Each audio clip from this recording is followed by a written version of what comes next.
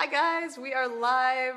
Welcome to my weekly Wednesday live video chats. I definitely need a catchier name for those. All right, so thank you for joining me live. If you are here, you can leave a comment and I will see it in real time and I can answer your questions.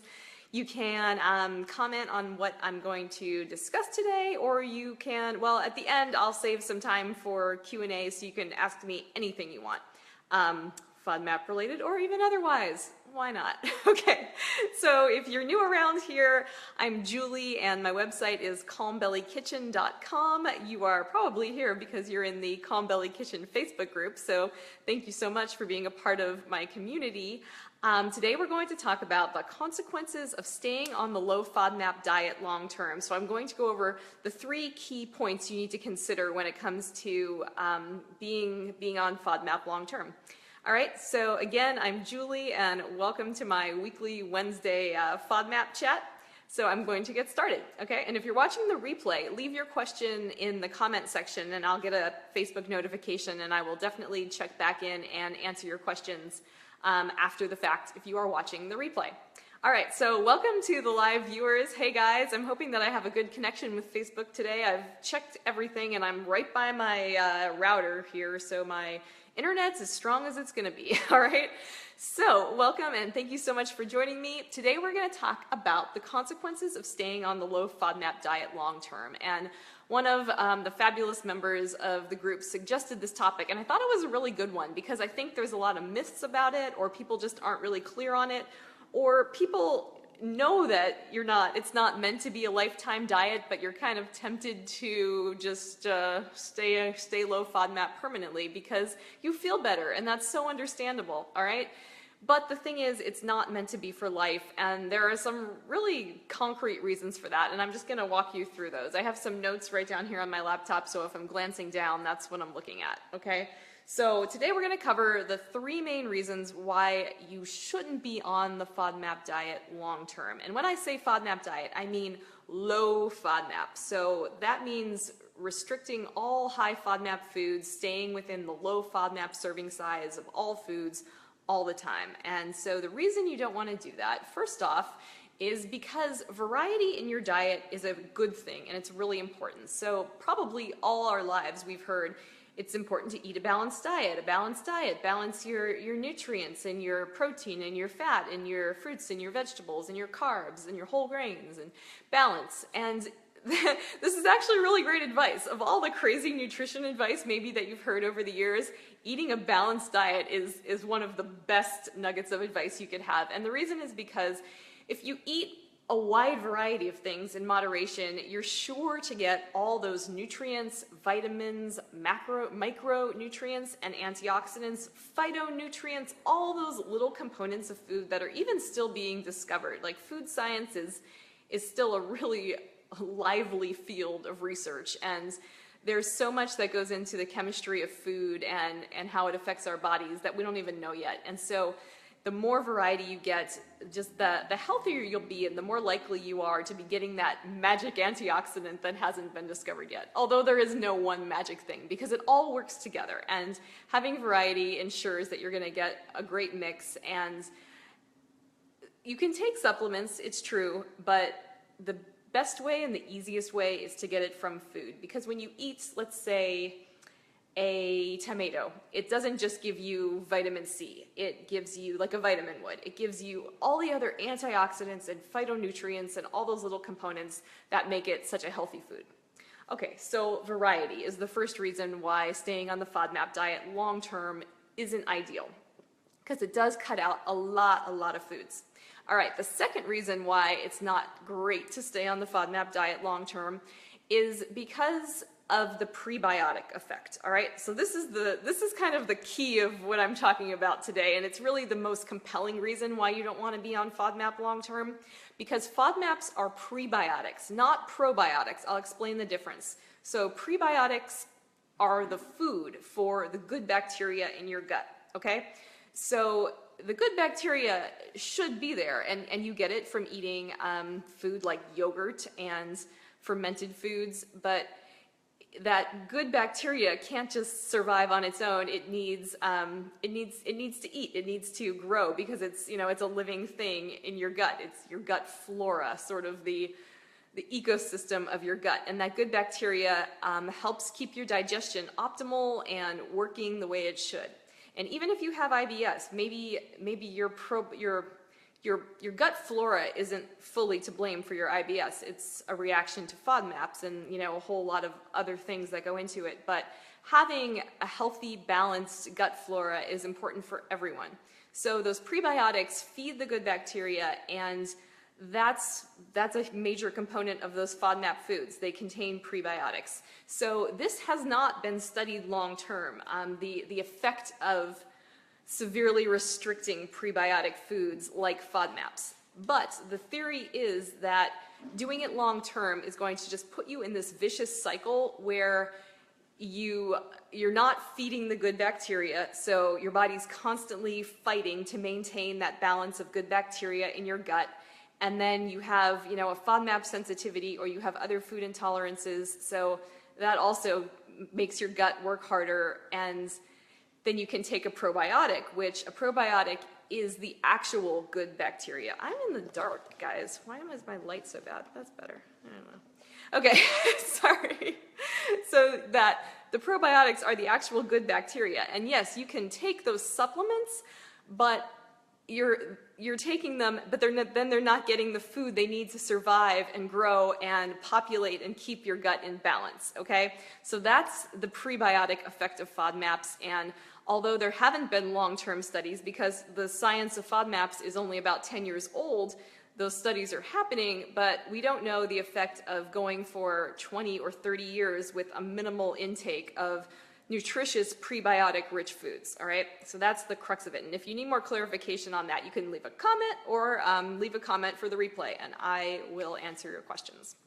Okay, so the third reason why a long-term FODMAP diet, I'm looking at my notes, is not ideal is because it makes your social life really tough, right? And we all know this. We all know this. It makes it hard to eat out at restaurants. It makes it hard to go to the neighborhood potluck. It makes it hard to go to your sister's wedding. It makes it hard to go to the birthday dinner for your best friend, because if someone else is choosing the restaurant, you don't have control. You have to study the menu or call ahead to discuss your order. It's hard. We all know this. And it's something that we can do for the short period of the FODMAP diet, where you're in the elimination phase for maybe a couple months, then you're in the reintroduction phase for a couple months. You can work harder and make those sacrifices during the FODMAP diet, but doing that for life is hard, and it's emotionally taxing, it's stressful, and sure, you might say, okay, I'll do it, I'll do anything to, eliminate FODMAPs and feel better, but at the same time, you really do have to take care of your emotional and social health too, and there's no need to restrict all FODMAPs if it isn't absolutely necessary.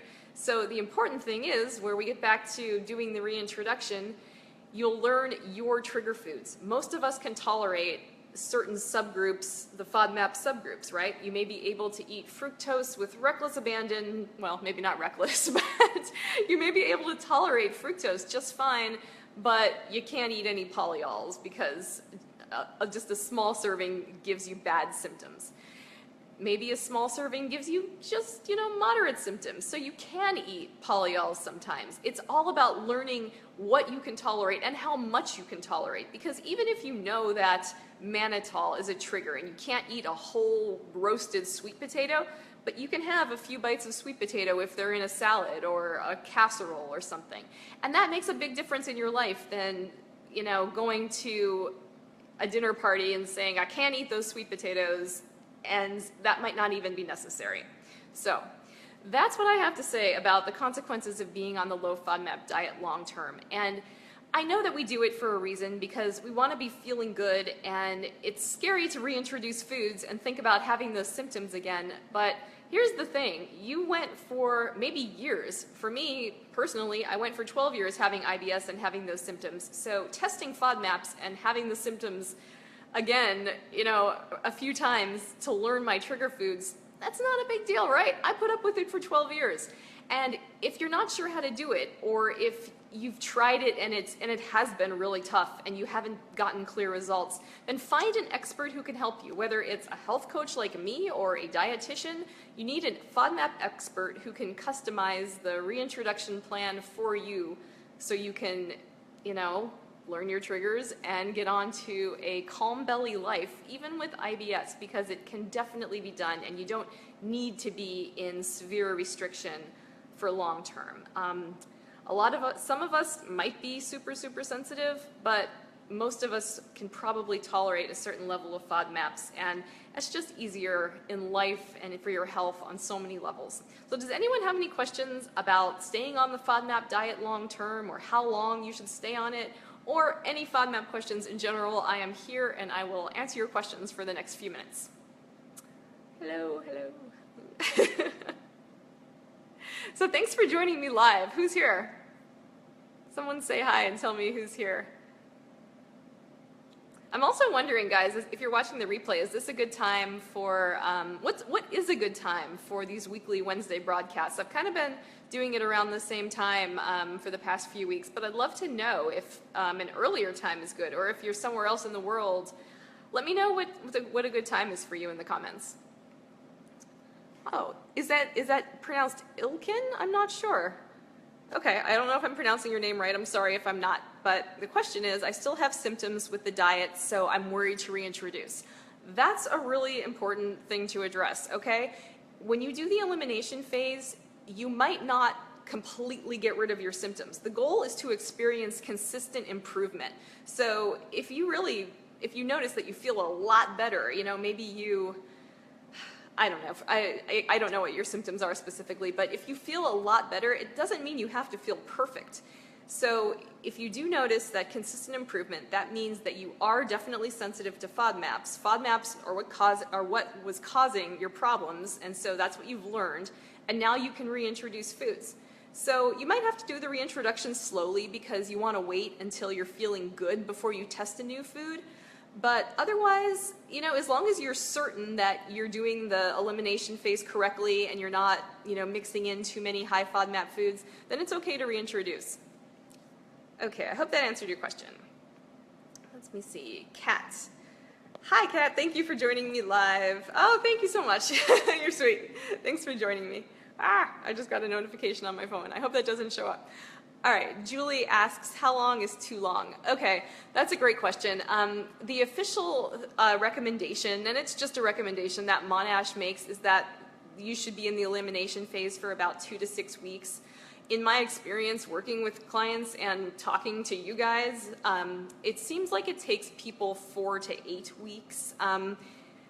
8 weeks to 12 weeks is fine. I mean, you're not going to do long-term damage to your health if you're on it for 3 to 4 months even, because it takes time to learn how to do elimination, right? I mean, it's not easy, it's tricky, and it takes time to get your meals and to just figure it out and get into a routine. And it's okay if you fall off the wagon, if you take a weekend vacation and you just eat whatever you want. You don't have to start over, but I would say if you're at the 6-month point and you're still kind of just doing elimination and cutting out all those FODMAP foods, even though you don't know which ones are the triggers, that's too long. I would say at the 6-month point you need to assess if the elimination phase has helped you and then move on. That's what I would say. All right. Are there resources that list foods by FODMAP category? For example, if mannitol is a problem, what other foods should be avoided? Yes, I actually just made one, Julie, and okay, I wasn't going to announce this until my Friday email, so make sure you're on my email list. Go to calmbellykitchen.com and sign up for any of the free cheat sheets, and you'll be on my email list. But I'm doing my free program, which is a cleanse, and it's not a detox where you only drink water for a week. It's a program that I've run several times before for free. Anyone can do it, and it just walks you through how to start the FODMAP diet. It busts all the myths, and it kind of sets you up for success and teaches you different aspects and different strategies for the FODMAP diet. And in the very first email, I give you the lists of FODMAP foods that I made. And there are probably others on the internet, on Pinterest, if you want to search. The only thing is, some of those aren't up to date or they're just flat out inaccurate. So the ones I made are totally accurate, and you can sign up for that. I'll probably be sending out an email on Tuesday of next week where you can sign up and officially start the free cleanse that I run, okay? So if that wasn't clear, feel free to ask another question, but that's where you can get a list like that. And yeah, they are out there, but mine are totally up to date. Okay. Oh, thanks for saying that. Ilkin, I don't know if I'm saying your name right. I'm so sorry, but thanks for saying that. All right, are there any other questions? I'll hang out for just a second, and then I'm gonna wrap it up, all right? What are you guys doing on your lovely hump day Wednesday? I'm working. I'm actually working on the free cleanse that I'm going to be running again. I've kind of revamped it and made it a little even simpler to follow and hopefully more effective. So I'm really excited to share that with you guys in the next week. Okay. I don't see any more questions. Oh, good. Good to hear, Julie. All right. Thank you so much for joining me live. And if you're on the replay, thanks for watching too. And I will talk to you soon. All right. Bye.